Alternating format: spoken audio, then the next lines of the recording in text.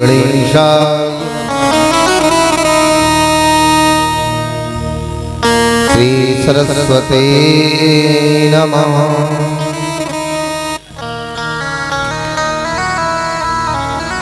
गजाननं भूतगणाधिसेवितं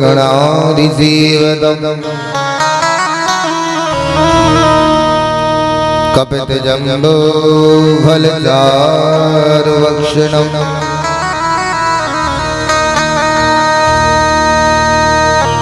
उमासुतं शोकविनाशकारकं नमामि विघ्नेश्वरपादपङ्कजं।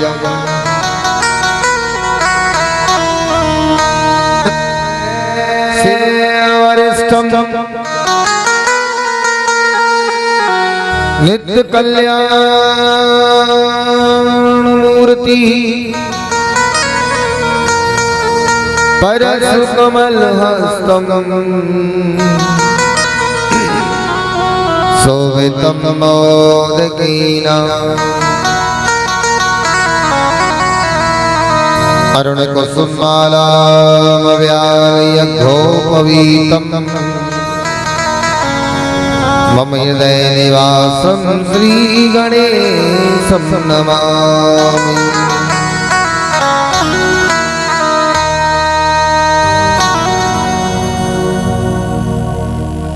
नारायणं नमस्कृत्यं नरं चैव नरोत्तमं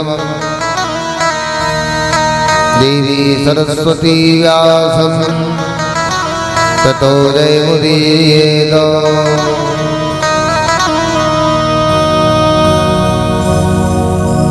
गुरुर्ब्रह्मा गुरुर्विष्णु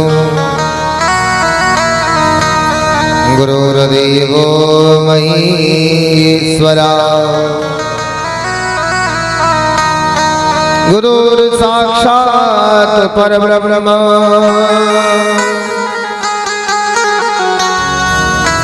तस्मै श्री गुरवे नमः।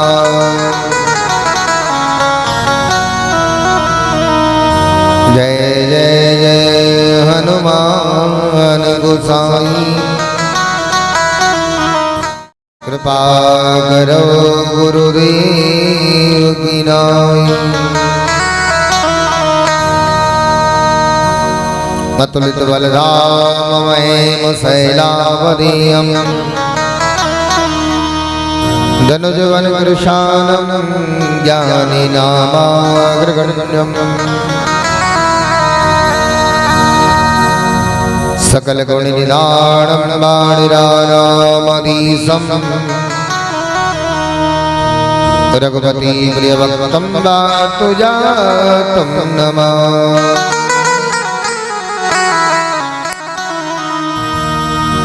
रामाय रामभद्राय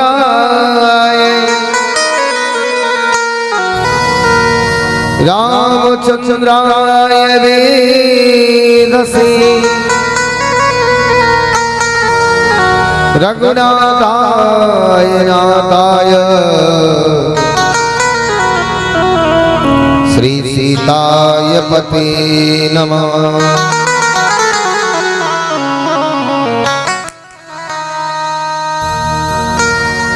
त्र्यंबकं यजामहे सुगन्धिं पुष्टिवर्धनम् उर्वारुकमेव वन्दनात् मृत्युर्मुक्षीयमामृतात्। या देवी सर्वभूतेषु मातृरूपेण संस्थिता नमस्तस्यै नमस्तस्यै नमस्तस्यै नमो नमः। कृष्णाय वासुदेवाय हरये परमात्मने प्रणताकलेशनाशाय श्रीगोविन्दाय नमो नमः। जय जय श्री राधा रमण जय जय श्री राधा रमण जय जय कमल किशोर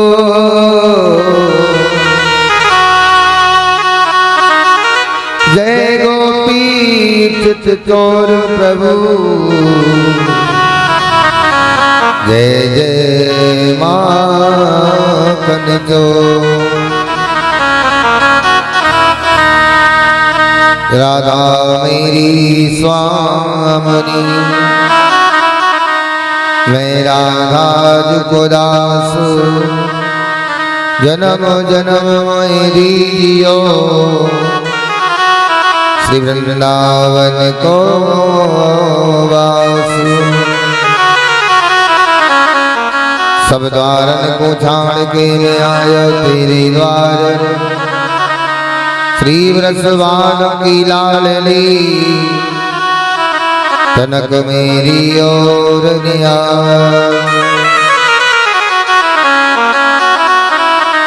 बरसाने की राधिका नंदगांव की शाम तिनकी चरणन में करूं मैं कोटि कोटि प्रणाम बोलिए श्री राधा माधव भगवान की जय हो। भक्ति वंदन भगवत गुरु चतुर्नाम बपुए को तिनके पद वंदन करो प्रभु ना सत विघन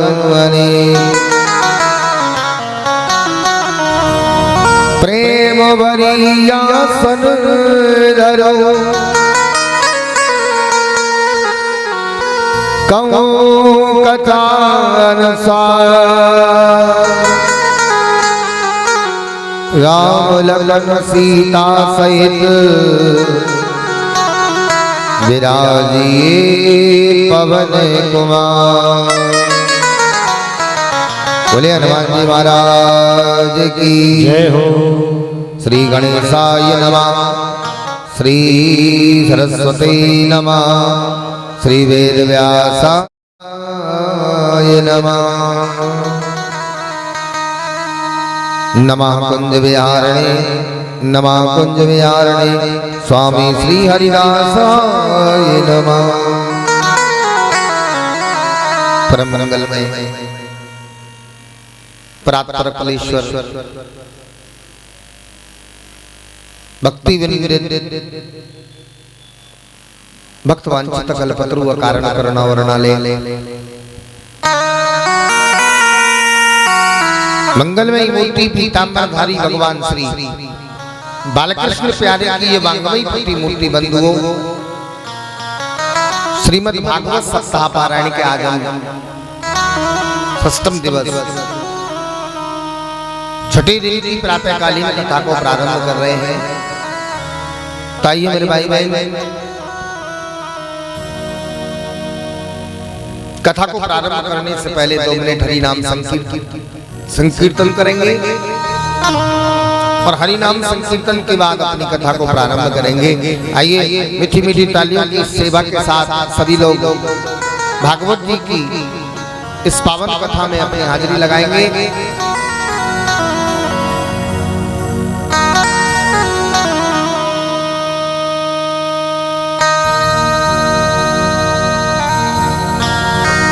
हर निकुंज में विराजे निकुंज में विराजे घनश्याम राधे राधे निकुंज में विराजे घनश्याम राधे राधे घनश्याम राधे राधे गोपाल राधे राधे गोपाल राधे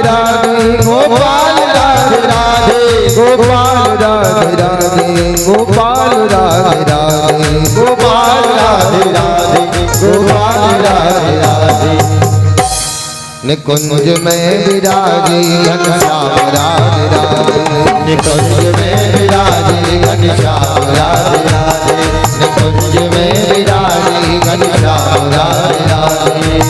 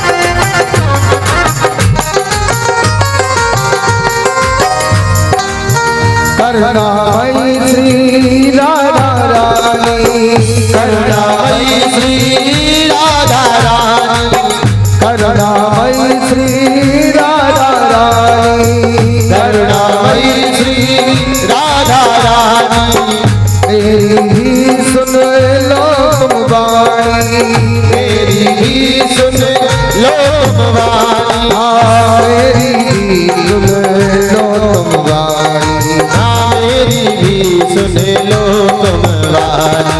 निकुंज में विराजी घनश्याम राधे राधे, निकुंज में विराजे घनश्याम राधे राधे, निकुंज में विराजी घनश्याम राधे राधे, निकुंज में विराजे घनश्याम राधे राधे, घनश्याम राधे राधे गोपाल राधे राधे, घनश्याम राधे राधे गोपाल राधे राधे, निकुंज में विराजी घनश्याम राधे राधे, निकुंज में विराजे घनश्याम राधे राधे, निकुंज में विराजी घनश्याम राधे राधे, निकुंज में विराजे घनश्याम राधे राधे, निकुंज में विराजी घनश्याम राधे राधे, निकुंज में विराजे घनश्याम राधे राधे, निकुंज में विराजी घनश्याम राधे राधे, निकुंज में विराजे घनश्याम राधे राधे, निकुंज में विराजी घनश्याम राधे राधे, निकुंज में विराजे घनश्याम राधे राधे,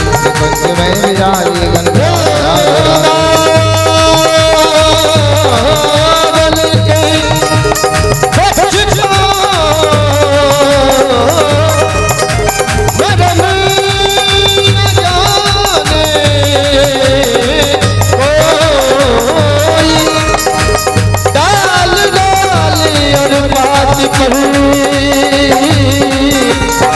श्री राधे राधे, श्री राधे राधे। बोलिए राधा रमण सरकार की जय हो। आइए मेरे भाई बहन, हम आज के इस भक्तिमय अनुष्ठान की कथा को प्रारंभ करते हैं। इससे पहले आप और हम सभी सर्वप्रथम एक साथ दोनों हाथ जोड़ करके भागवत भगवान को प्रणाम करते हैं। श्री श्री 1008 परम संत अनंत बलवंत प्रभु श्री राम जी के कृपा पात्र श्री हनुमान जी महाराज को हम प्रणाम करते हैं। प्रभु श्री रामलला सरकार को प्रणाम, भगवान भवानी शंकर को प्रणाम, महामाई जगदम्बा को प्रणाम, सदगुरुदेव भगवान को प्रणाम। इस बस्ती के, इस गांव के, इस नगर के सभी देवी और देवताओं को प्रणाम। पूज्य माता जी को प्रणाम, पूज्य पिताजी को प्रणाम, आदरणीय ब्राह्मण आचार्यों को प्रणाम और सामवेद के धनी भाई संगीत आचार्यों को प्रणाम। सामने विराजमान मेरे पिता तुल्य और मेरे भाई समान सभी बुजुर्गों को और सभी भाइयों को प्रणाम।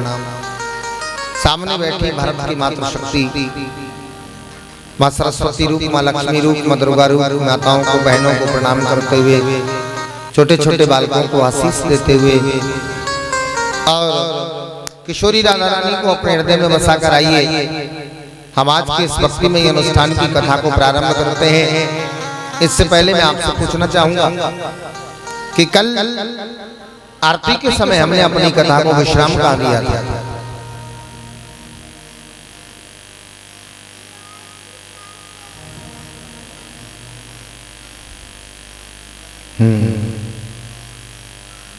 सौ सौ बार बधाई लो,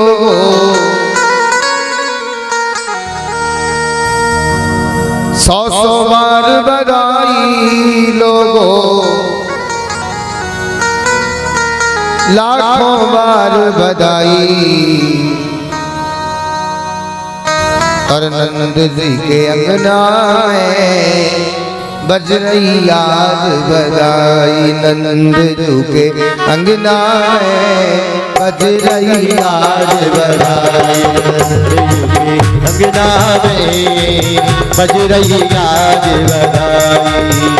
हाँ सौ सौ बार बधाई लो, सौ सौ बार बधाई बधाई लोगो, 100 बार बधाई लोगो, 100 बार बधाई लोगो, लाखों बार बधाई।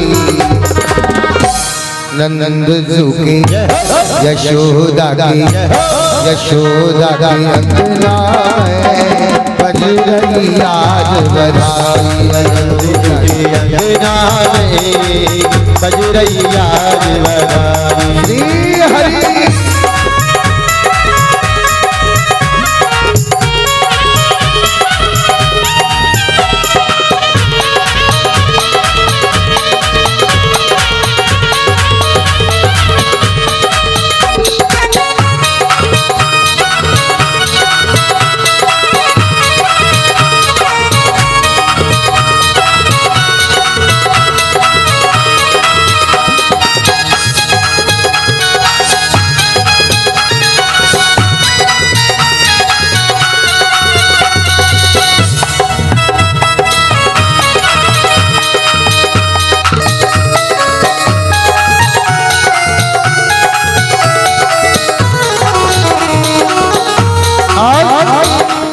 चमत्कार सा हो गया लोगो, हो गई बात निराली। चमत्कार सा हो गया लोगो, हो गई बात निराली। चमत्कार सा हो गया लोगो, हो गई बात निराली। चमत्कार सा हो गया लोगो, हो गई बात निराली। रात में नंद बाबा की दाढ़ी हो गई काली। रात में नंद बाबा की दाढ़ी हो गई काली।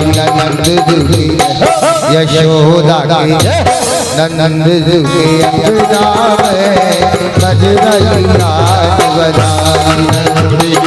अंगना में बज रही आज बधाई। अंगना में बज रही आज बधाई। अंगना में बज रही आज बधाई। अंगना में बज रही आज बधाई। अंगना में बज रही आज बधाई। सुखदेव जी बोले हे राजन परीक्षित,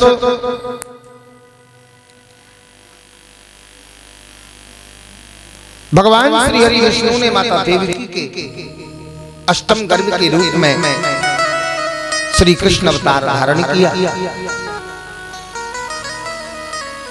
और वसुदेव जी ने कन्हैया को ले जाकर के गोकुल में जो यशोदा मैया थी उनके बगल में सुला दिया और उसके बदले में मां यशोदा के गर्भ से योग माया का जो अवतरण हुआ था उस योग माया को लेकर के वसुदेव जी वापस मथुरा में आए। कंस को पता लगा,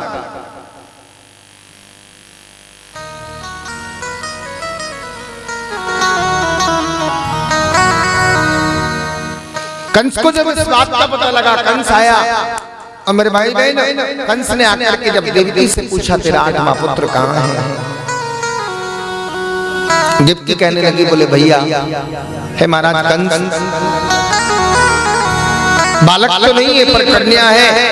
कंस ने विचार किया हो सकता है इस कन्या के हाथ ही मेरा काल हो। ऐसा विचार करके मेरे भाई बहन उस कंस ने उस कन्या को अपने हाथ में लिया और कन्या को मारने के लिए जब पृथ्वी पर पटकने के लिए उठाया तो कन्या जो थी वो कंस के हाथों से छूट करके और आकाश में पहुंची। आकाशवाणी में उस कन्या ने कहा हे कंस तू मुझे क्या मारता है, तुझे मारने वाला तो अवतार ले चुका है। जगह नहीं बताई, आकाशवाणी में जगह नहीं बताई उस कन्या ने,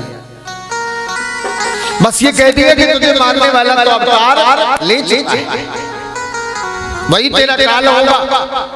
हे राजन परीक्षित तो वही कन्या कंस के हाथों से छूट करके विंध्याचल पर्वत पर चली गई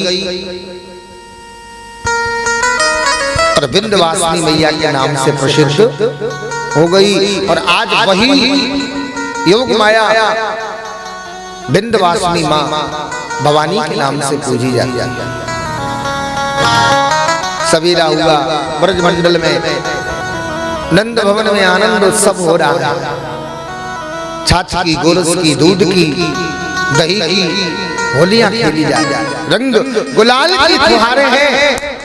जहां देखो जहां आनंद है। मेरे भाई बहन, जिस आनंद को देखने के लिए बड़े बड़े तपस्वी और बड़े बड़े संत तरस जाते हैं और देवता तरस जाते हैं। धन्य है वो ब्रजवासी जो कन्हैया का आनंद ले रहे हैं, जन्मोत्सव की लीला का आनंद ले रहे हैं। कंस को पता लगा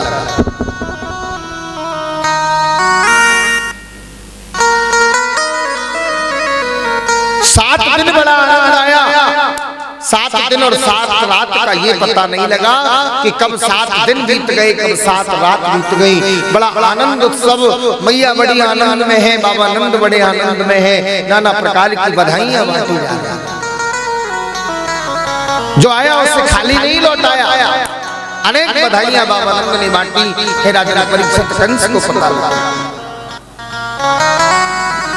कंस ने पूतना को बुलाया।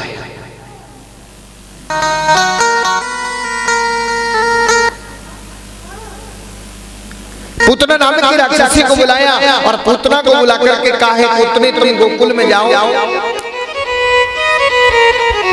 और जितने भी नए नए बालकों का अवतार हुआ है, जितने भी नए नए बालकों का जन्म हुआ है, तुम सबको मार।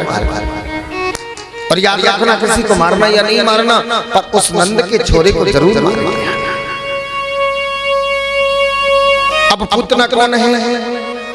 नारी अर्थात माया।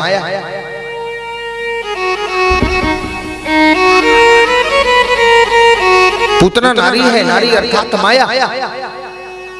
आज देखिए कंस कौन है? पाप माया को भेज करके गोविंद को मारने के लिए भेज रहा है। याद रखना, माया प्रभु को नहीं मार सकती, बल्कि प्रभु माया को मार सकते हैं। सुखदेव जी बोले, राजा परीक्षित, कंस के कहने पर सुंदर गोपी का भेष बनाया और सुंदर गोपी का भेष बना करके पूतना गोविंद को मारने के लिए गई। नंदरानी के महलों में, यशोदा के महलों के दरवाजे पर जाकर के आवाज लगाई। जैसे ही आवाज लगाई, नंदरानी दौड़ी दौड़ी आई, यशोदा दौड़ी आई। यशोदा ने पूछा, बहन कौन हो? बोले गोपी हूं। हमने सुना है कि तुम्हारे यहाँ लाला हुआ है। पुतना ने जब यशोदा से कहा,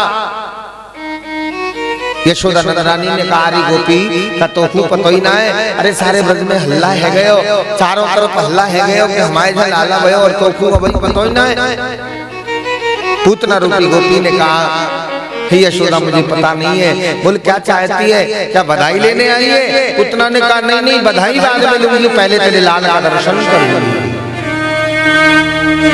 बधाई बाद में लूंगी, पहले तेरे लाल का दर्शन करूंगी।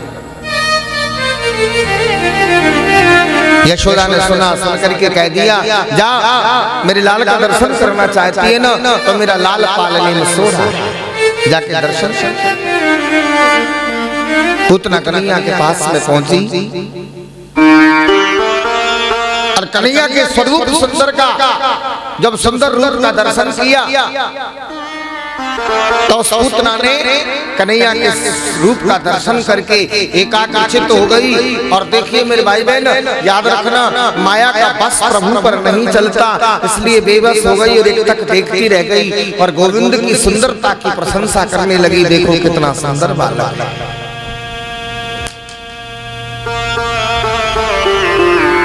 कितना सुंदर बालक है।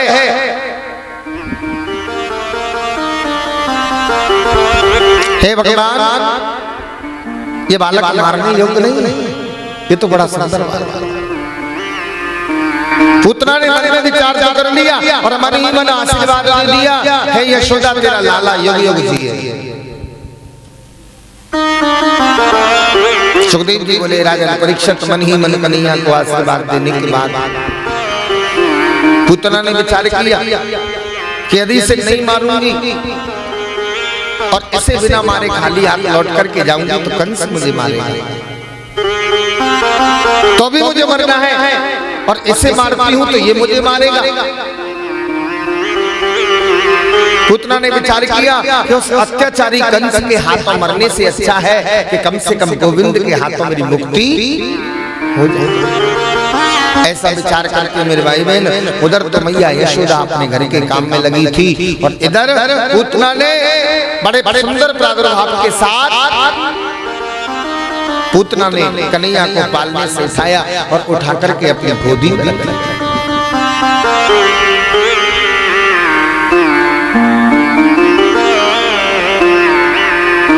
लेके गोदी कन्हैया को पूतना,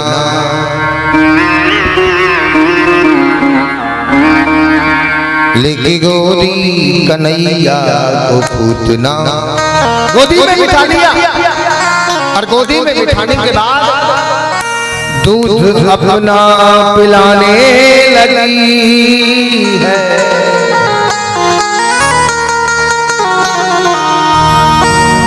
लेके गोदी कन्हैया को पूतना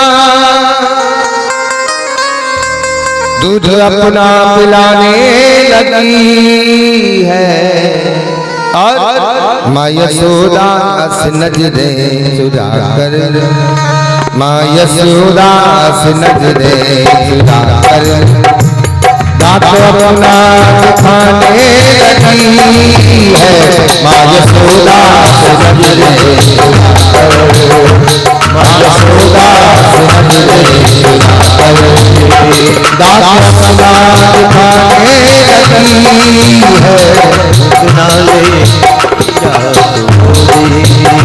ले गोदी कन्हैया को पूतना दूध अपना पिलाने लगी है। ले गोदी कन्हैया को पूतना दूध अपना पिलाने लगी है। याद रखना मेरे भाई बहन, पूतना ने कन्हैया को अपनी गोदी में लगा लिया, गोदी में उठा लिया, और कंस का आदेश पाकर के वो पूतना जो अपने स्तनों से जहर लगा के आई थी, उन विषयुक्त स्तनों से जहर लगे हुए स्तनों से कन्हैया को मारने के लिए अपना दूध जहर दूध पिलाने लगी। लेके गोदी कन्हैया को पूतना दूध अपना पिलाने लगी है, और देख रही है कि कहीं यशोदा देख न ले।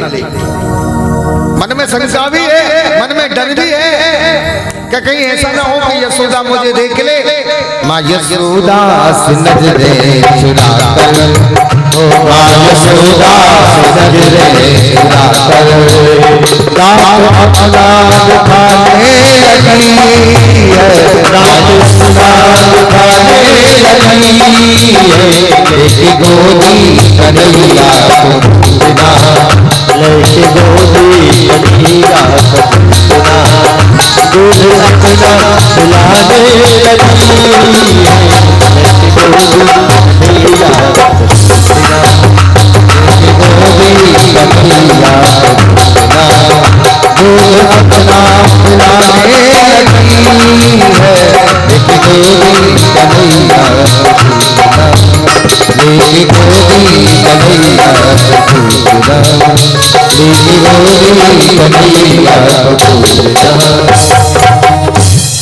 लेके गोदी कन्हैया को पूतना, कन्हैया को पूतना ने गोदी में बिठा लिया, और मेरे भाई बहन माँ यशोदा से नजरें चुराते हुए, माँ यशोदा को देखते हुए आज गोविंद को मारने के लिए, देखिए मेरे भाई बहन जो सारी दुनिया को मारता है, जो प्रलय काल के समय में सारी दुनिया को अपने गर्भ में छुपा लेता है, पूरी जीवात्माओं को, पूरे के पूरे संसार को प्रलय काल के समय में जो अपने गर्भ में रख लेता है, जिसके गर्भ में पूरी दुनिया रहती है, आज वो पूतना कंस के कहने पर गोविंद को मारने के लिए आया। और गोविंद को मारने के लिए विषयुक्त जहर लगा। जब दूध पिलाने लगी, कन्हैया समझ गए कि ये पूतना है, मुझे मारने के लिए आई है। भगवान ने विचार किया, ये मुझे दूध पिला रही है, दूध मुझे पीना पड़ेगा, मेरी मजबूरी है दूध पीना,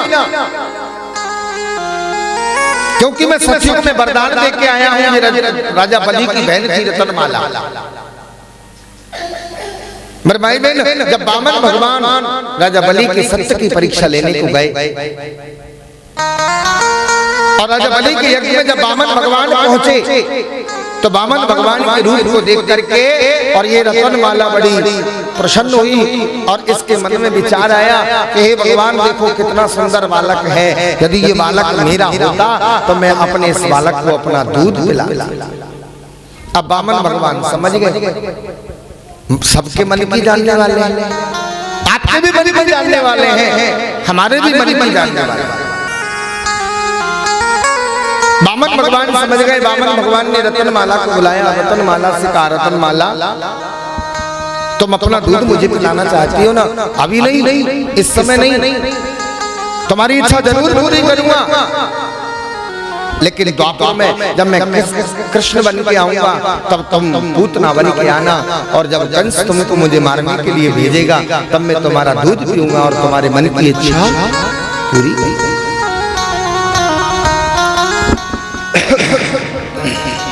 सुखदेव जी ने कहा, आज पूर्व वरदान को पूरा करने के लिए, पहले के वरदान को पूरा करने के लिए कन्हैया ने पहले तो पूतना का दूध पिया, तदुपरांत दूध पीते पीते कन्हैया ने पूतना के प्राणों को खींचना शुरू कर दिया। और दूध पीते पीते कन्हैया ने पूतना के प्राण खींच लिए। मेरे भाई बहन, जब पूतना ने अपना वास्तविक रूप बनाया तो पूतना कन्हैया को मरते समय और आकाश में ले उड़ी। और मेरे भाई बहन, जब भगवान ने उसके प्राण निकाले और पूतना जब मरी तो पूतना के मरने के बाद पूतना का शरीर जब आकाश से धरती पर गिरा तो 6 कोस में जाकर, कितने कोस में? 6 कोस में। इतनी बड़ी पूतना। धड़ाम की आवाज हुई। नंदरानी यशोदा ने जाकर के महलों में देखा, कन्हैया पालने में नहीं थे। ढूंढते ढूंढते जब बाहर आई तो यशोदा ने देखा कि कन्हैया उस पूतना की छाती पर छोटे से खेल रहे हैं।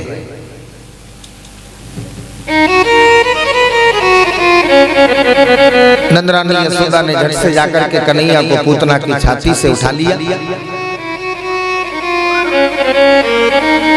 और पूतना की छाती से उठा करके अपने हृदय से लगा लिया और आज अपने कन्हैया के ऊपर हाथ फेरने लगी और कन्हैया से कहने लगी, बोले पतो ना है आज तो मेरे लाला कौन से देवता के भाग्य से बच गए हो, ना तो ये डाकिन मेरे लाला को मार मार। सुखदेव जी बोले, राजा परीक्षित, बाबा नंद ने जब पूतना के शरीर को देखा, विचार किया, बाबा नंद सोचने लगे, बोले पूतना राक्षसी है और इसका कोई धनी ढोरी नहीं है।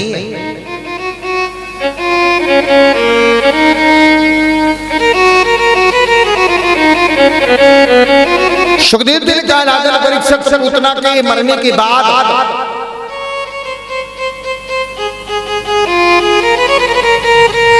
बाबा नंद ने विचार किया, बोले ये पूतना है और इसके प्राण हमारे गोकुल में निकले हैं और इसका कोई धनी डोरी नहीं है, इसलिए इसके शरीर को तिलांजलि देने का अधिकार कर्तव्य बनता है। तो मेरे भाई बहन, उस समय बाबा नंद ने क्या किया, उस पूतना का जो 6 करोड़ का 6 कोस का शरीर था उसके टुकड़े टुकड़े करवा दिए और टुकड़े टुकड़े करवा करके अलग अलग चिताएं बना करके और उस पूतना के शरीर को जलाया। सुखदेव जी ने कहा, राजन परीक्षित, जब पूतना का शरीर जलने लगा, प्रिय सज्जनों, जब इंसान का मरने के बाद शरीर जलता है तो जलने से बदबू, दुर्गंध आती है, बदबू आती है, जिसको अपन मुर्रांग कहते हैं। पर याद रखना, जब पूतना का शरीर जला तो पूतना के शरीर के जलने से दुर्गंध तो नहीं बल्कि चंदन जैसी सुगंध आई।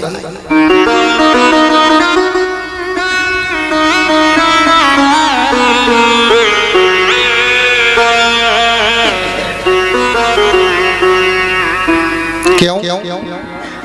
परीक्षित ने प्रश्न कर लिया और परीक्षित ने प्रश्न किया, बोले प्रभु लीला कुछ समझ में नहीं आता, अति विचित्र भगवंत गति, परमात्मा की बड़ी विचित्र गति है प्रभु, समझ में नहीं आती प्रभु की लीला। पूतना पापमयी राक्षसी, पूतना पापमयी राक्षसी, और पापमयी राक्षसी के मरने के बाद सुगंध, ये प्रभु की कैसी लीला। सुखदेव जी ने कहा है राजा परीक्षित, जब इस पापमयी जीवात्मा, इस पापमयी जीवात्मा का स्पर्श जब गोविंद से हो जाता है, इस पापमयी जीवात्मा का संबंध जब परमात्मा से हो जाता है, तो मेरे भाई बहन उस जीवात्मा को परमात्मा सुगंधित कर देते हैं।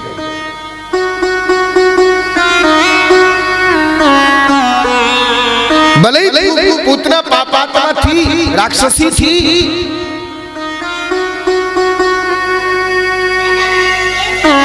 भले ही पापमयी माया थी, लेकिन मरते समय उसके शरीर से परमात्मा का स्पर्श हो गया। और पाप रूपी जीवात्मा का स्पर्श जब परमात्मा से हो जाता है, जब पापमयी जीवात्मा का मिलन परमात्मा से हो जाता है, तो वो जीवात्मा दुर्गंध नहीं बल्कि संसार में खुशबू देती है। प्रेम से बोलो, जोर से बोलो। सुखदेव जी बोले राजा परीक्षित, पुत्रा का भगवान ने वध किया। सक्तासुर नाम का दैत्य आया, भगवान ने उसका भी वध कर दिया। कन्हैया केवल 7 दिन के हैं, और 7 दिन में मेरे भाई बहन कन्हैया ने 2-2 राक्षसों का वध कर दिया, 2-2 राक्षसों को मार डाला।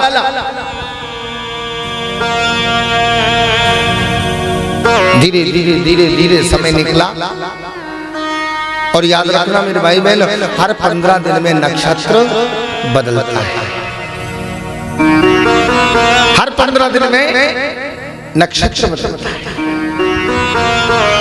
और जब 15 दिन हुए, एक पखवाड़ा हुआ, तो एक पखवाड़े के बाद हे राजा परीक्षित, भगवान श्याम सुंदर के, भगवान कृष्ण के प्रकट होने का नक्षत्र आ गया, जन्म नक्षत्र। जब 15 दिन बाद भगवान का जन्म नक्षत्र आया, ब्रज की गोपियों ने विचार किया, ब्रजांगनाओं ने विचार किया कि चलो नंद भवन में चल करके और कन्हैया के जन्म नक्षत्र का उत्सव मनाएं। सारी की सारी गोपियां नंद भवन में आ गई, और सारी की सारी गोपियां नंद भवन में आकर के यशोदा से बोली, यशोदा हे नंदरानी, आज हमारे कान्हा का, आज हमारे कन्हैया का जन्म नक्षत्र है, और हमारी इच्छा है कि हम जन्म नक्षत्र मनाना चाहती हैं। हमारी इच्छा है कि बधाई गीत गा करके हम कन्हैया का जन्म नक्षत्र मनाएं। गोपियों की बात को जब यशोदा ने सुना, तो यशोदा ने कहा, मन में विचार किया, कन्हैया सो रहा है, बड़ी मुश्किल से सोता है, अब ये गाएंगी बजाएंगी आनंद उत्सव करेंगी तो कन्हैया की नींद निकल जाएगी,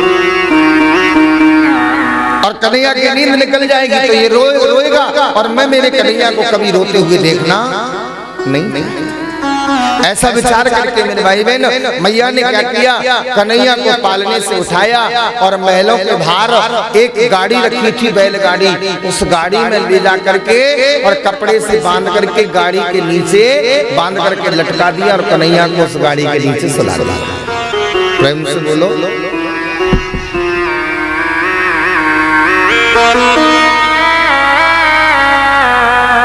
ब्रज की गोपियां मंगल गीत गाने लगी,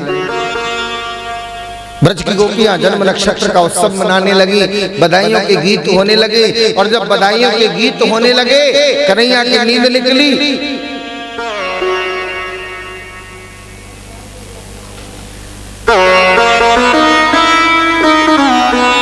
जैसे ही कन्हैया की नींद निकली तो कन्हैया ने विचार किया, वाह मैया, पूरी दुनिया हमारे जन्म नक्षत्र का उत्सव मना रही है, जो उत्सव हमारे लिए हो रहा है, जो बधाइयां हमारे लिए हो रही है, और उन बधाइयों को तू हमको नहीं सुनने दे रही। कन्हैया को क्रोध आ गया, रोना शुरू कर दिया।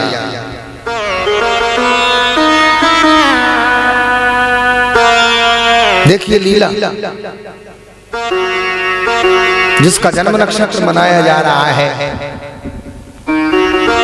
जिसके जन्म नक्षत्र का उत्सव मनाया जा रहा है, और उसके उत्सव में दुनिया तो गा रही है, और जिसका जन्म नक्षत्र है वो रो रहा है। यही होता है, यही होता है। इसका एक संदेश भी है। भगवान ने उस समय रो करके आपको, प्रत्येक जीवात्मा को ये संदेश दिया है कि जन्मदिन मनाने वालों, तुम जन्मदिन की खुशियों में मशगूल हो, केक काट रहे हो, दीपक जला रहे हो, दीपक को बुझा रहे हो, चिराग, अरे अपना घर का चिराग है और उसे तुम फूंक से बुझा रहे हो, केक काट रहे हो। ये सनातन के खिलाफ है। कभी भी जन्म उत्सव नहीं मनाना चाहिए, और मनाओ तो सात्विक क्रिया से क्यों? क्योंकि भगवान ने उपदेश दिया कि हे ब्रजवासियों, तुम जिसका जन्मोत्सव मना रहे हो, व्यक्ति का जन्म होने पर व्यक्ति के जन्म के समय अनेक बधाइयां गाई जाती हैं, लेकिन जिसके लिए तुम खुशियां मनाते हो, एक दिन वो तुमको इस दुनिया में छोड़ करके जाता है। प्रेम से बोलो। इसलिए याद रखना, कभी जन्मोत्सव और जन्मदिन मनाओ तो कभी चिराग नहीं बुझाना चाहिए, बल्कि जिस दिन आपके बालक का जन्मदिन हो उस दिन उसे परमात्मा की शरण में ले जाकर के परमात्मा पर कोई पुण्य कार्य करना चाहिए, और भगवान से निवेदन करना चाहिए कि प्रभु हमारे बालक का जैसा ये जीवन भर, ये साल भर का जीवन निकला, आगे भी इसके जीवन में सुख और शांति बनी रहे। सुखदेव जी ने कहा, राजन है परीक्षित, भगवान को क्रोध आ गया, और भगवान ने उस गाड़ी में लटके लटके रोते रोते विचार किया कि देखो, दुनिया हमारे लिए आनंद कर रही है, हमारे जन्म का नक्षत्र मना रही है, जन्म नक्षत्र का उत्सव मना रही है, और मैया ने हमको एक तरफ लाके गाड़ी में टांग दिया। कन्हैया को क्रोध आ गया, जोर से लात मारी और गाड़ी उछल करके ऊपर और ऊपर से नीचे दड़ा पूरी गाड़ी। अब गाड़ी टूटने की आवाज आई, नंदरानी ने देखा गाड़ी टूट गई, और कन्हैया उस गाड़ी से नीचे गिर गए। कन्हैया को जाकर के उठाया, और जाकर के उठाया और बस ब्राह्मणों को बुला लिया, और ब्राह्मणों से कहा, बोले हे ब्राह्मण देवताओं, मुझे तो लगता है मेरे लाला के ग्रह खराब है, इसलिए शांति पाठ कर दो। जो दुनिया को शांति देता है, जिसके नाम को लेने से दुनिया को शांति मिलती है, भला कोई उसके लिए शांति दे सकता है? प्रेम से बोलो, जोर से बोलो। इंसान को शांति कहाँ मिलती है? शांति किसका नाम है? शांति किसका नाम है? याद रखना, शांति लक्ष्मी का दूसरा नाम है। शांति लक्ष्मी का दूसरा नाम है, और इंसान यदि शांति प्राप्त करना चाहता है तो याद रखना मेरे भाई बहन, जब तक इंसान परमात्मा की शरण में नहीं जाएगा तब तक उसे शांति नहीं मिलेगी। जब तक मनुष्य परमात्मा की शरण में नहीं जाएगा तब तक उसे शांति नहीं मिलेगी। अर्थात शांति यदि प्राप्त करनी है तो तुम्हें परमात्मा को अपना बनाना ही पड़ेगा।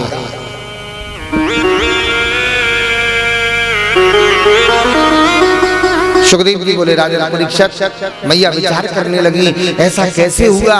ना तो कोई तूफान आया, ना कोई आया, फिर अपने आप ना कोई ज्वार भाटा आया, ना भूकंप आया, फिर अपने आप गाड़ी कैसे उड़ी? एक बालक दौड़ता दौड़ता आया, और बालक ने कहा, बोले मैया हम बताएं गाड़ी कैसे गिरी? बोले तेरे लाला ने गिराया। बोले लाला ने गिराई। बोले कैसे? बोले तेरे लाला ने लात मार दी। बोले क्यों मार दी? बोले तुम तो उत्सव मना रही हो और जिसका उत्सव बन रहा है वो गाड़ी के नीचे लटक रहा है, उसे क्रोध आ गया, उसने लात मार दी, गाड़ी टूट गई। भैया को विश्वास नहीं हुआ, छोटा सा लाला है 15 दिन का, और 15 दिन का लाला क्या लात मारेगा? मैया को विश्वास नहीं। सुखदेव जी बोले हे राजन परीक्षित, कुछ समय और बीता और कुछ समय बीतने के बाद तृणाव्रत नाम का राक्षस, तृणाव्रत नाम का राक्षस आंधी और तूफान का भेष बना करके आया और गोविंद को महल में सो रहे थे कन्हैया, और मैं कन्हैया को उठा करके ले गया, आकाश में ले उड़ा। भगवान समझ गए ये तूफान नहीं है, ये तृणाव्रत है।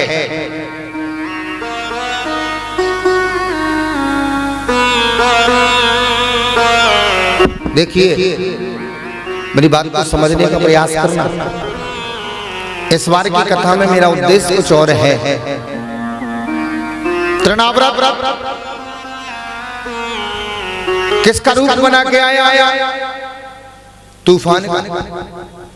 तूफान किसका रूप है? क्रोध का। तूफान किसका रूप है? क्रोध का। और क्रोध रुद्र में तूफान जब आया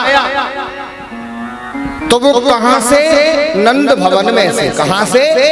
नंद भवन, जो बाबा नंद का भवन था उसमें कन्हैया सो रहे थे, उस नंद भवन में से परमात्मा को उड़ा करके ले गया। ऐसे ही मेरे भाई बहन याद रखना, जब अपना जन्म होता है तो जन्म होने के बाद जब अपन को मानव शरीर मिलता है तो मानव शरीर में एक ना एक दिन इस मानव शरीर का पतन करने के लिए, मनुष्य के जीवन को नष्ट करने के लिए इस मनुष्य के जीवन में क्रोध रूपी तृणाव्रत राक्षस आ जाता है। और जब इंसान को क्रोध आ जाता है तो क्रोध पाप का मूल है। जब इंसान को क्रोध आता है यानी कि तृणाव्रत नाम का राक्षस अपने मन में आ जाता है, जब अपन को क्रोध आ जाता है तो क्रोध क्या करता है? परमात्मा को इस नंद भवन रूपी शरीर से उड़ा करके ले जाता है। शरीर नंद भवन है, याद रखना। ये शरीर जो है वो नंद भवन है। और नंद भवन के भीतर कौन था? नंद भवन के भीतर कौन था? कन्हैया। और नंद भवन के भीतर से कन्हैया को कौन उड़ा के ले गया? तृणाव्रत राक्षस जो तूफान बन के आया। उसी प्रकार से मेरे भाई बहन अपना जो शरीर रूपी नंद भवन है, इस शरीर रूपी नंद भवन के अंदर जो मन है, इस मन में आत्मा रूपी कृष्ण विराजमान होता है। और यदि आत्मा रूपी जब कृष्ण अपने आपके मन में है तो आपके जीवन में यदि क्रोध आएगा, आप जीवन में यदि गुस्सा करोगे, क्रोध करोगे तो आपके हृदय से कृष्ण उड़ करके चला जाएगा। और मनुष्य के हृदय से यदि कृष्ण चला गया तो मनुष्य का शरीर कोई काम का नहीं रहता। जिसके मन से राम चला गया, जिसके मन से भगवान चला गया, उस इंसान का जीवन मिथ्या सपने के समान हो जाता है।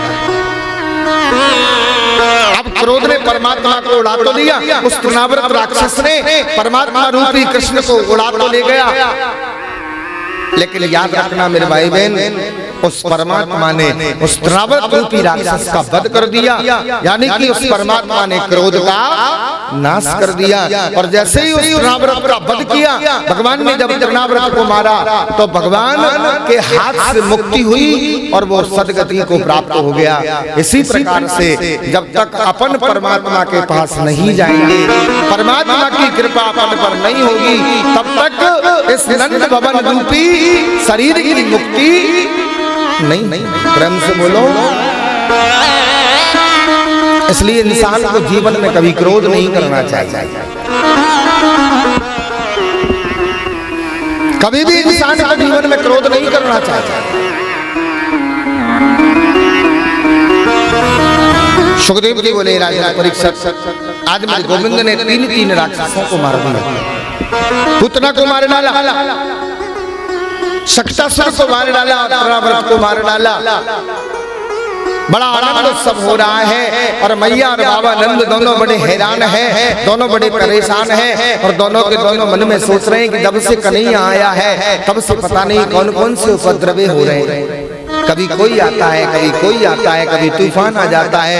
हे भगवान, क्या हमारे कन्हैया के ऊपर सारे ग्रह लग गए हैं? जब ये विचार आपके मन में आया, जब ये सोच बाबा नंद और यशोदा के मन में आई, इधर मेरे भाई बहन भगवान श्री भूत भावक ने विचार किया, भोलेनाथ प्रभु ने विचार किया कि देखो ब्रजमंडल में मेरे गोविंद की लीलाएं हो रही हैं। भगवान शंकर ने सोचा सारी दुनिया मेरे प्रभु के बाल रूप का दर्शन कर रही है, सारी दुनिया सारा संसार मेरे प्रभु के बाल रूप का आनंद ले रहा है और मैं अभी तक कैलाश पर्वत पर बैठा हूँ, मुझे भी चल करके कन्हैया के बाल रूप का दर्शन करना चाहता है। भोलेनाथ बाबा के मन में ये विचार आया और जैसे ही भोलेनाथ बाबा के मन में विचार आया तो भोलेनाथ बाबा कन्हैया के बाल रूप का दर्शन करने के लिए और कैलाश पर्वत से कहाँ आ गए? बाबा नंद के महलों गोकुल में।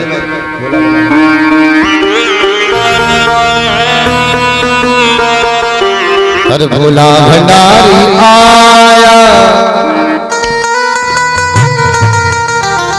अरे भोला भंडारी आया, मोहन तेरी गली में भोला भंडारी आया, मोहन तेरी गली में भोला भंडारी आया, मोहन तेरी गली में भोला भंडारी आया, मोहन तेरी गली में भोला भंडारी आया, मोहन तेरी गली में भोला भंडारी आया, मोहन तेरी गली में भोला भंडारी आया, मोहन तेरी गली में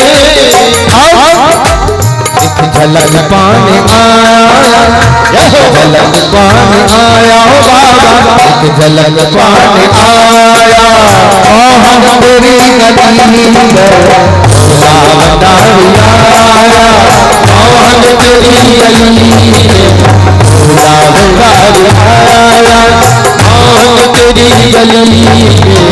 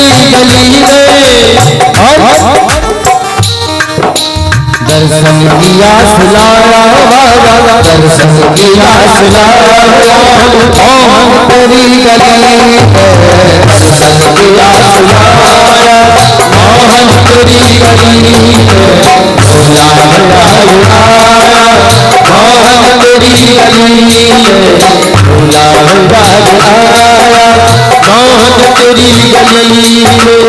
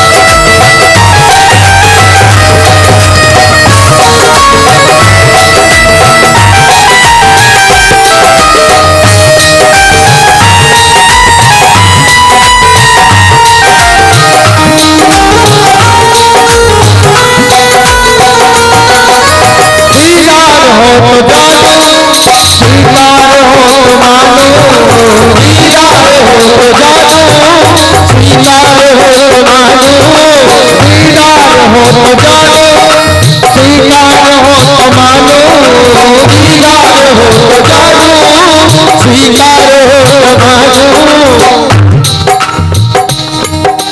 तेरा दर्श पाने आया बाबा तेरा दर्श पाने आया तेरा दर्श पाने आया बाबा तेरा दर्श पाने आया मोहन तेरी गली भोला भंडारी आया मोहन तेरी गली भोला भंडारी आया मोहन तेरी गली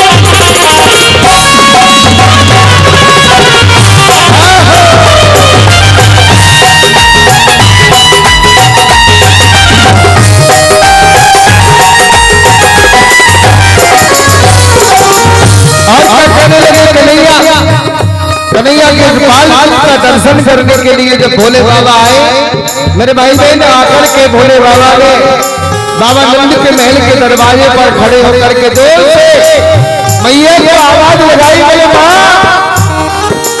मैया मुझे रिझा दे क्या कहने लगे भोलेनाथ के माँ बड़ी दूर से चल के आया हूं कैलाश पर्वत से और तेरे कन्हैया का दर्शन करना चाहता हूं एक झलक अपने लाला की दिखा दे अरे मैया मुझे दिखा दे लाला की एक झलक मैया मुझे दिखा दे लाला की एक झलकी हाँ मैया मुझे दिखा दे लाला की एक झलकी मैया मुझे दिखा दे लाला की एक झलकी हाँ मैया मुझे दिखा दे लाला की एक झलकी मैया मुझे दिखा दे लाला की एक झलकी मैया मुझे दिखा दे लाला की एक झलकी और दर्शन तक जाऊं मैया दर्शन तक जाऊं मोहन तेरी गली भोला तेरी गली भोला भंडारी आया मोहन तेरी गली भोले बाबा जब तक दर्शन करके नहीं जाऊंगा तब तक लौट के नहीं जाऊंगा क्योंकि मैया मैं तेरे कन्हैया का दीवाना हो गया हूँ क्या कहने लगे भोले बाबा मैं दीवाना हो गया रे मैं दीवाना हो गया मैं दीवाना हो गया रे मैं दीवाना हो गया मैं दीवाना हो गया रे मैं दीवाना हो गया मैं दीवाना हो गया रे मैं दीवाना हो गया तो सुनने वाले मेरा हूँ दीवाना हो गया बोलने वाले मेरा हूँ दीवाना हो गया दीवाना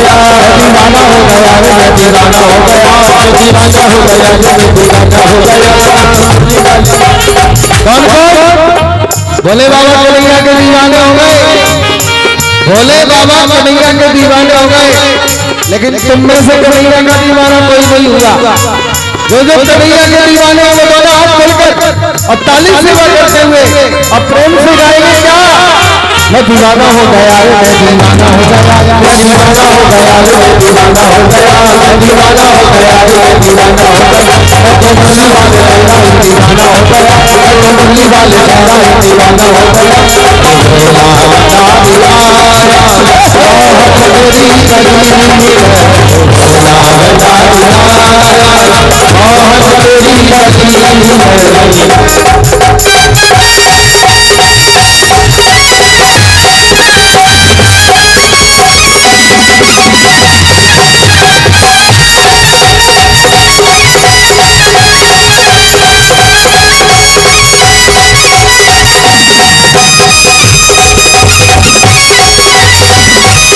तेरी गली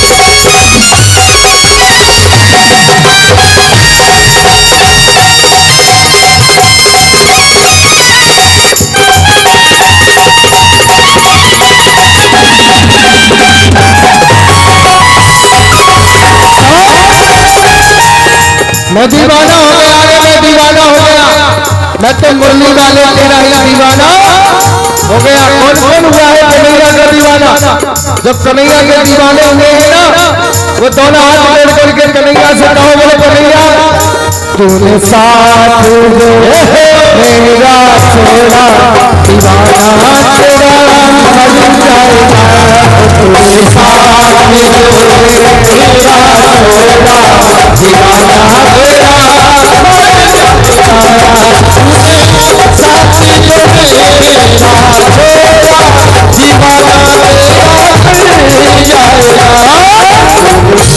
कन्हैया मैंने तुझसे नाता जोड़ लिया है, मैंने तुझसे नाता जोड़ लिया है।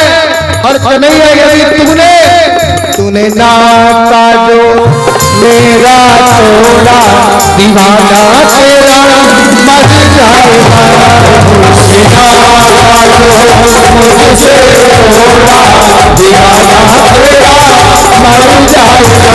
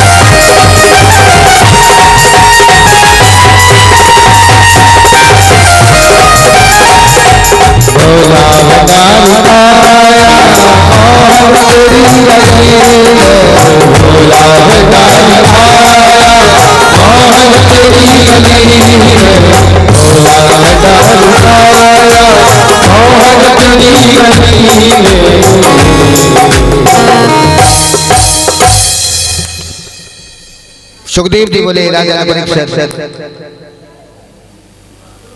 भगवान भोलेनाथ कैलाश पर्वत से चलकर के कन्हैया के बाल रूप का दर्शन करने को आए। और जब से ही भोले बाबा कन्हैया के बाल रूप का दर्शन करने को आए, नंद भवन के दरवाजे पर पहुंचे, आवाज लगाई, मैया ने देखा, मैया दौड़ी दौड़ी आई। मैया ने पूछा, बोले कौन हो? बोले बाबा क्या चाहते हो? बोले तेरे लाला का दर्शन। मैया मुझे दिखा दे, हर मैया मुझे दिखा दे, तेरे लाला की एक झलकी। बस तेरे लाल को ले आ, और तेरे लाल को ला करके अपने लाला की झलक दिखा दे, मैं तेरे कन्हैया का दर्शन करने को आया हूँ। एक बात बहुत अच्छी बात बता रहा हूं, देखिए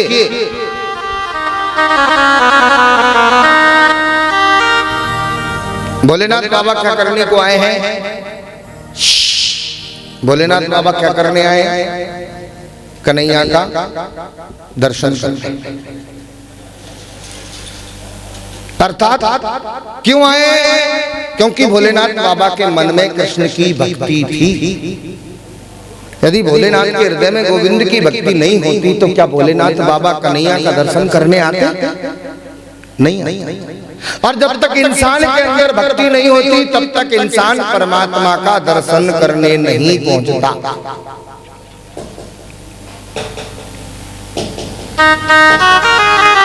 अब भक्ति के कितने प्रकार हैं? भक्ति कितने प्रकार की है याद रखना मेरे भाई बहन। भक्ति दो प्रकार की है, एक तो होती है दार्शनिक भक्ति, दार्शनिक, और दूसरी होती है प्रदर्शनिक। दार्शनिक भक्ति में इंसान मन क्रम और वचन से गोविंद का आत्मा से दर्शन करता है, और प्रदर्शन की जो भक्ति होती है ना उसमें इंसान दिखावा करता है। और याद रखना दिखावे की भक्ति परमात्मा को कतई प्रिय नहीं लगती। आपकी भक्ति में आप दिखावा करोगे, आपकी भक्ति में आडंबर होगा, परमात्मा आपकी भक्ति को स्वीकार नहीं। और जब तक परमात्मा आपकी भक्ति को स्वीकार नहीं करेंगे तब तक आपको परमात्मा की प्राप्ति भी नहीं होगी, तब तक आपको परमात्मा का दर्शन भी नहीं। द्रौपदी ने परमात्मा की भक्ति की, दार्शनिक भक्ति किसी को बताई? चुपचाप मथुरा में चले गए और मधुबन में जाकर के मथुरा में भक्ति की है द्रौपदी ने। और आज भी आप कभी जाओ ना मथुरा, तो मथुरा में जो मधुबन है ना, उस मधुबन में आज भी ध्रुव टीला बना हुआ है। उस ध्रुव टीले पर बैठ करके द्रौपदी ने भक्ति की, किसी को पता भी नहीं चला कि मैं भक्ति कर रहा हूं। क्यों? क्योंकि भक्ति का पता चल गया तो वो प्रदर्शन होता है, और भक्ति का पता नहीं चलता वो दर्शन होता है।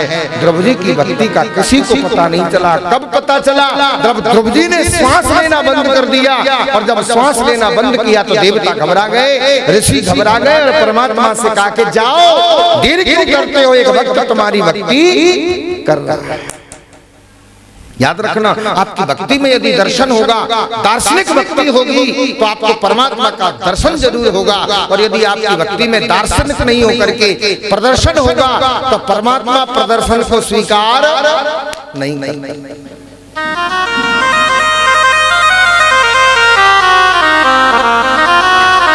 निर्मल मन जन सोई पावा, निर्मल मन जन सोई पावा, निर्मल मन जन सोई पावा। भगवान ने साफ कह दिया, मोही कपट छल भावा, मोही कपट छल भावा, मोही कपट छल भावा, मोही कपट छल भावा, मोही कपट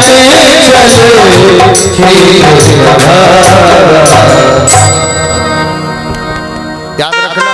इसलिए भगवान का मन से, कर्म से और वचन से ध्यान करो, लेकिन अपनी भक्ति में दिखावा नहीं होना चाहिए। आप जो भक्ति कर रहे हैं, यदि उस भक्ति में आपने दिखावा किया तो परमात्मा आपकी भक्ति को स्वीकार नहीं करेगा और परमात्मा आपको कभी दर्शन नहीं देगा। हर बार कहता हूं, जाके देखो वृंदावन में, वृंदावन की भक्ति में कोई प्रदर्शन नहीं है। आप जब भी वृंदावन जाओ तो गौर से देखना, वृंदावन के जितने भी लोग हैं ना, जो वृंदावन के रहने वाले हैं, जो वृंदावन में रहते हैं, उनके घर में प्रदर्शन की भक्ति बिल्कुल नहीं मिलेगी। भक्ति मिलेगी तो दर्शन की मिलेगी।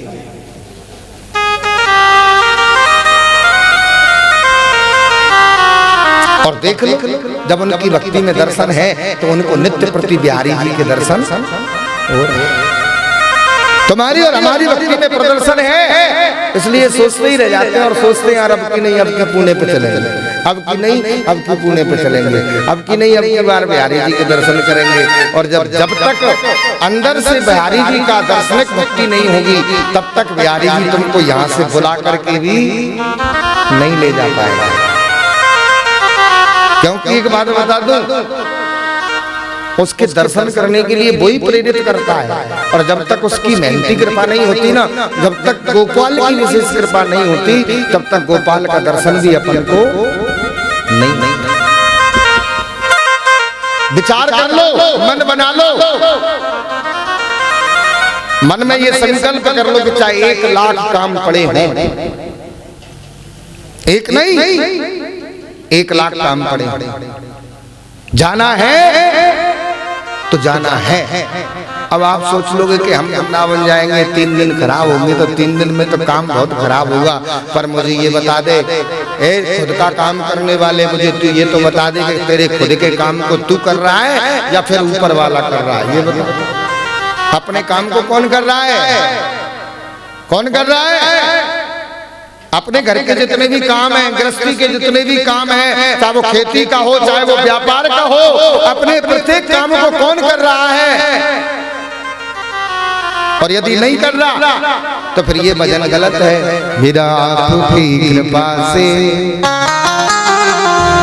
सब काम हो रहा है, मेरा आपकी कृपा से सब काम हो रहा है, मेरा आपकी कृपा से सब काम हो रहा है। कर रहे हो तुम कन्हैया, कर रहे हो तुम कन्हैया, कर रहे हो तुम कन्हैया, कर रहे हो तुम कन्हैया, मेरा काम हो रहा है। अपने काम को कौन कर रहा है? कौन कर रहा है? करते हो तुम कन्हैया, कौन कर रहा है? करते हो तुम। कन्हैया जब कर रहा है, जब तुम्हारे काम को कन्हैया कर रहा है, तो गिरिराज जी जाने की जब बात आती है और जब तुमसे गिरिराज जी जाने के लिए कहते हैं तो फिर क्या कहते हैं? महाराज ने काम है, थोड़ा सा काम कर लो। अरे तेरे काम को तू कर रहा है तो फिर कन्हैया नहीं कर रहा है? याद रखना, मन बना लो, अपने आप काम भी होंगे। अब देख लो, हम भी धंधा करते हैं, प्रत्यक्षम किम प्रमाणम, आप सबको पता है, हम भी बिजनेस करते हैं, हमारा भी धंधा है, हमारा एक स्कूल चलता है। हम तो महीनों तक गायब रहते हैं। अब हम सोचें कि भगवान हमारे महीने गिरिराज जी जाते हैं और शुक्रवार को रात को 2 बजे हमारी मम्मी बड़े परेशान होती हैं, आज तो आई हैं, बड़ी कृपा है उनकी, आज आ गए, मन नहीं माना। हर शुक्रवार को हमारी मम्मी बड़ी परेशान होती है, हर शुक्रवार को हम सोते तो 11 बजे और 1 बजे उठ जाते हैं रात, और 1 बजे से उठ के अपने बच्चों को परेशान करेंगे, गर्म पानी करो, हमें नहाना है, हमें पूजा करनी है, और हमें 2:30 बजे रात के उठ के और दतिया जाना है, झांसी जाके और जाके रामलला के दर्शन करने हर शनिवार को जाते हैं। माँ बड़ी परेशान, माँ कहती है ना तो खुद सोता, प्रेम से बोलो, तो ये मन है। आप जहां जाने का मन बना लोगे, आपकी भक्ति में यदि दर्शन होगा, आपकी दार्शनिक भक्ति होगी, तो मैं ये दावे से लिख देता हूं कि परमात्मा आपको अपने आप बुला लेंगे, अपने आप बुलाएंगे। और जब वो अपने आप बुलाने लग जाओगे ना, तो जिस दिन आपको जाना है और जब तक लौट के आओगे, उस समय में आपको कोई काम ही नहीं लगेगा। ये भगवान की कृपा, इसलिए विचार बना लो। वृंदावन जाने का हर महीने कौन कौन चलेगा? चलो हर महीने जाना या मत जाना, इस बार देखो भगवान की कृपा है, 2 श्रावण है। कितने श्रावण है? 2। एक लौड़ का महीना है, हमने कल परसों भी कहा था। और इस सावन में हमारी इच्छा हो रही है कि हम गिरिराज जी की दंडवत परिक्रमा करेंगे, पेड़ भर के परिक्रमा करेंगे। जिनको भी चलना है वो हमारे साथ चलें और गिरिराज जी की दंडवत परिक्रमा करें। रहने खाने का खर्चा सब गुरु जी देंगे और बिहारी जी देंगे। तुम कौन हो देने वाले और हम कौन है देने वाले? प्रेम से बोलो, जोर से बोलो। सुखदेव जी ने कहा है राजा परीक्षा, तो बाबा भोलेनाथ के हृदय में, बाबा भोलेनाथ के मन में कन्हैया के प्रति दार्शनिक भक्ति थी। और दार्शनिक भक्ति का प्रदर्शन करने को जब बाबा भोलेनाथ आए, मैया क्या कहा, मैया मुझे तेरे लाल के दर्शन करा दे। अब मैया ने जब भोलेनाथ बाबा का रूप देखा, कानों में बिच्छू, गले में सर्प, शरीर पर भस्मी, बड़ा अटपटा भेष, भूत पावन भगवान का रूप जब मैया यशोदा ने देखा, तो मैया यशोदा ने मना कर दिया, बोले हे बाबा, मैं तो मेरे लाल का दर्शन तुझे नहीं कराऊंगी, क्योंकि तेरे दर्शन करके और तेरे रूप को देख करके मेरा कन्हैया तो डर जाएगा। बाबा भोलेनाथ ने कहा, देख इतनी दूर से चल के आया हूं मैं, वहां से यहाँ चल के आया, बहुत दर्द हो रहा है और मेरी लालसा है, मेरी इच्छा है कि मैं तेरे लाल का दर्शन करूं, और तू दर्शन कराने से मना कर रही है। मैया ने जब मना किया और मना करके भीतर मैया गई, तो इधर बाबा भोलेनाथ ने क्या किया, अपना शंख उठाया और जोर से अपने शंख को बजाना शुरू किया। जब शंख बजाया तो शंख की बहुत तेज आवाज, बहुत तेज आवाज थी शंख की। मैया दौड़ी दौड़ी आई और मैया ने बाबा से कहा, भोलेनाथ से कहा, बोले बाबा, अरे बाबा मत शंख बजावे, भोले मत शंख बजावे, बाबा मत शंख बजावे, भोले मत शंख बजावे, अब पूजू तोरे पाव रे, पालना में सोवे मेरो, जग जाए गोलाल रे, पालना में सोवे मेरो, जग जाए गोलाल रे। मैया ने कहा बाबा अपने शंख को मत बजाओ। बाबा ने कहा कोई बात नहीं, नहीं बजाऊंगा। ए बेटा,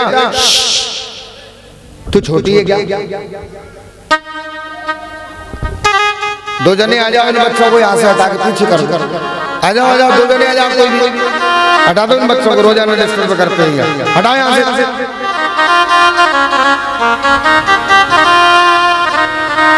बोलिए वृंदावन बिहारी लाल की जय हो।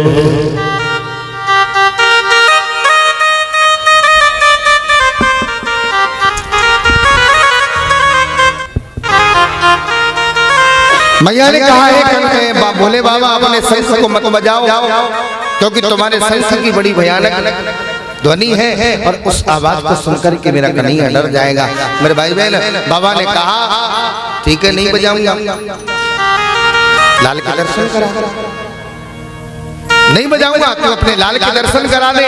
मेरे भाई बहन, लाल के दर्शन की बात सुनी तो मैया कहने लगी कि तू तो बाबा दर्शन करके तेरा क्या है,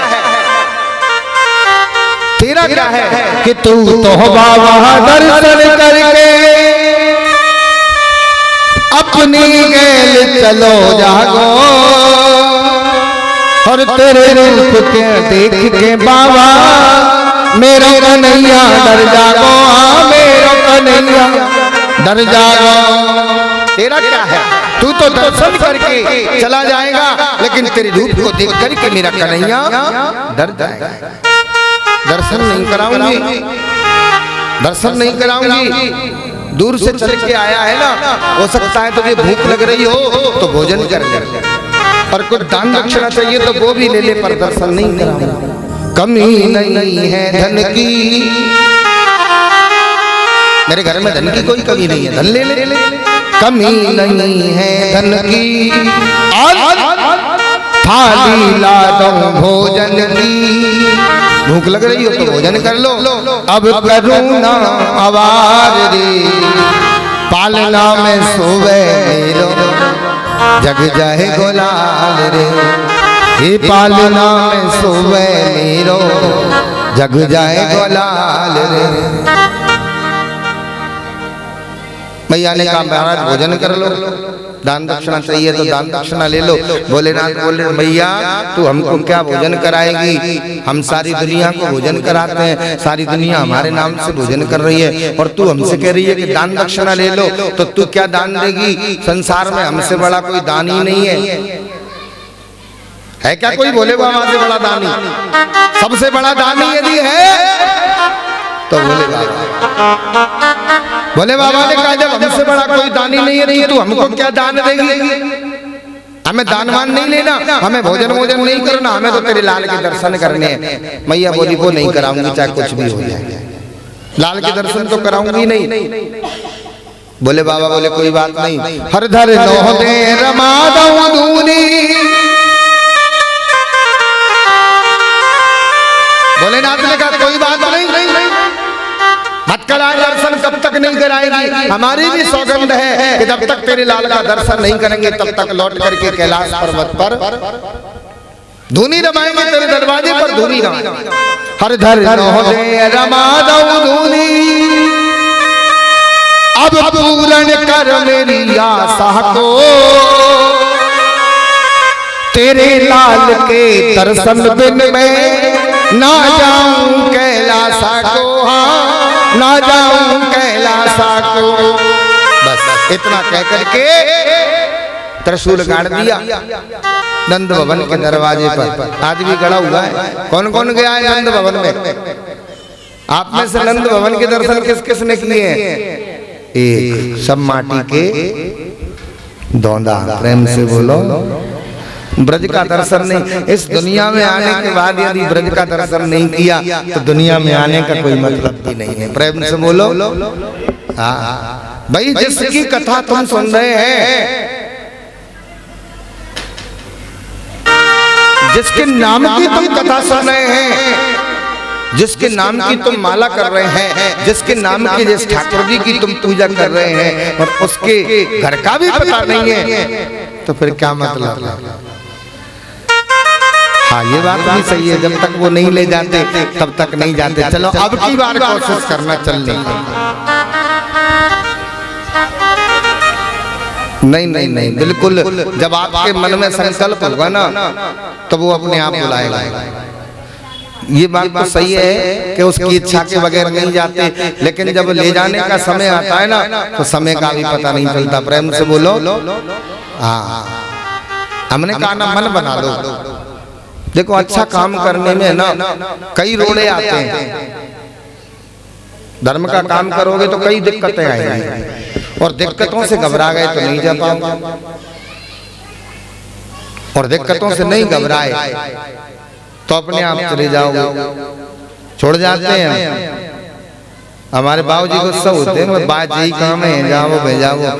हमने सोच लिया 2 मिनट गुस्सा होंगे, 10 मिनट होंगे, 1 दिन होंगे, लौट के आएंगे तो ज्यादा से ज्यादा मुंह फेर लेंगे, बोलेंगे नहीं। पर एक विचार है, जो तो कर लोगे तो है, और नहीं करोगे तो कुछ भी नहीं है। प्रेम से बोलो। हाँ, जोर से बोलो। सुखदेव जी ने कहा, राजन, बाबा भोलेनाथ ने त्रिशूल गाड़ दिया, धुनी रमा दी और बस भजन करना। अब उधर से मैया देख रही है। मैया दूर से आए और बस नंद भवन के दरवाजे से झांके, और झांके तो देखे भोले बाबा बैठे हैं। तो मैया सोच रही है, अभी तो बैठो है, अभी गए ही ना है, अभी तो बैठो है, अभी गए ही ना है, अभी तो बैठो है, अभी गए ही ना है। थोड़ी देर हो जाए, फिर भीतर चली जाए, फिर बाहर आए, अभी तो बैठो है, अभी गए ही ना है, अभी तो बैठो है, गए ही ना। मैया हैरान हो गई। 1 दिन हो गया, 2 दिन हो गए, 3 दिन हो गए, 4 दिन हो गए, 5 दिन हो गए, अधिक समय हो गया। मैया की भी जिद, लाल का दर्शन नहीं कराऊं। और भोले बाबा की भी जिद कि जब तक दर्शन नहीं करूंगा तब तक लौट के नहीं जाऊंगा। कन्हैया बीच में है। कन्हैया ने विचार किया, मैया पुत्र मोह में है, मैया को पुत्र मोह लगा हुआ है, और मैया के मन में विचार है कि इसके स्वरूप से मेरा लाला डर जाएगा, और मेरे प्रभु भोले बाबा मेरा दर्शन करने को आए हैं और मैया दर्शन नहीं करा रही। मुझे ही कोई रास्ता निकालना पड़ेगा, क्योंकि मुझे भी बहुत दिन हो गए, मैंने भी भोले बाबा के दर्शन नहीं किए, मुझे भी। बस मेरे भाई बहन, ऐसा विचार करके और कन्हैया ने क्या किया, पालने में पड़े पड़े जोर जोर से रोना शुरू कर दिया। जब जोर जोर से रोना शुरू किया, रोने की आवाज जब मैया ने सुनी, मैया पालने के पास में गई, कन्हैया को उठाया और गोदी में ले लिया, और गोदी में रख करके अपने पैर से उलाहना देने लगी, माखन मिश्री का भोग कराने लगी, सब कुछ कराया, लेकिन कन्हैया ने रोना बंद नहीं। जब कन्हैया ने रोना बंद नहीं किया तो मैया ने सोचा, मुझे तो लगता है कि मेरे लाल को किसी की नजर लग लगी। ये इनका स्वभाव होता है, ये माताओं का स्वभाव होता है। अपने घर में कोई छोटा बालक हो जाए, कोई कन्या हो जाए, और वो पता नहीं कौन सी दुख तकलीफ से रो रही है, तो बस उसने रोना बंद नहीं किया तो एक ही दिमाग में बात आएगी कि मुझे तो लगता है कि मेरे लाल को किसी की नजर। अरे क्या बताऊं, बेलोनवारी जी रावण की ऐसी बैठे। प्रेम से बोलो। ये विचार नहीं आते कई ईमानदारी से, ऐसे विचार नहीं आते हैं। ये गलत, ये बिल्कुल गलत। किसी को किसी की नजर नहीं लगती, इंसान को नजर लगती है तो ऊपर वाले की लगती है, अन्यथा किसी की नजर नहीं लगती। दुनिया की नजर लगने से क्या होगा? दुनिया की नजर से इंसान नहीं रोता, जब तक परमात्मा की नजर नहीं होती तब तक इंसान का कुछ भी नहीं होता। प्रेम से बोलो, जोर से बोलो। हाँ, पर मैया का भाव मातृ भाव है, करुणा का भाव है। माँ की आत्मा करुणामयी होती है, माँ की करुणा रो पड़ी और मैया के मन में विचार आ गया, मुझे तो लगता है कि मेरे लाल को किसी की नजर लग गई। अब नजर लगने के लिए किसको बुलाऊं? मैया ने एक लोहे की चम्मच में आग ले ली और उस पर राई डाल दी, नौन डाल दिया और राई नौन से कन्हैया की नजर उतारी। देखिए, जिसके नाम से पूरे संसार की नजर उतर जाती है। आज मैया अपनी लीला के माध्यम से, गोविंद अपनी लीला के माध्यम से ये लीला बता रहे हैं और मैया कन्हैया की नजर उतार दी। मैया ने नजर उतार दी, फिर भी कन्हैया ने रोना बंद नहीं। मैया ने अपने शरीर पर जो वस्त्र पहने थे उनसे भी अपने लाला की नजर उतारी, फिर भी कन्हैया ने रोना बंद नहीं किया।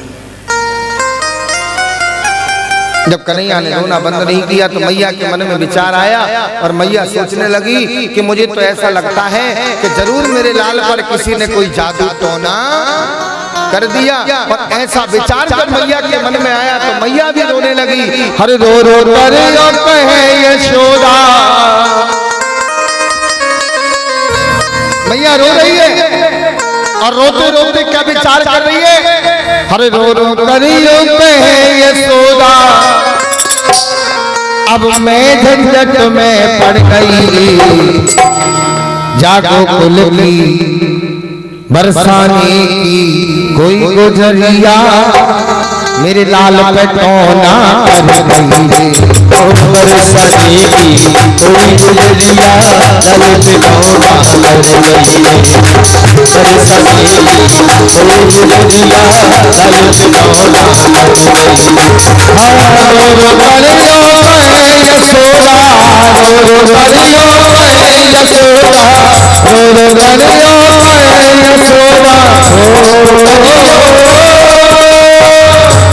करियो यशोदा, मैं जगत में पड़ गई, बरसाने की जागो कुल की कोई गुजरिया, लाल पे टोना कर गई, बरसाने की कोई गुजरिया, लाल पे टोना कर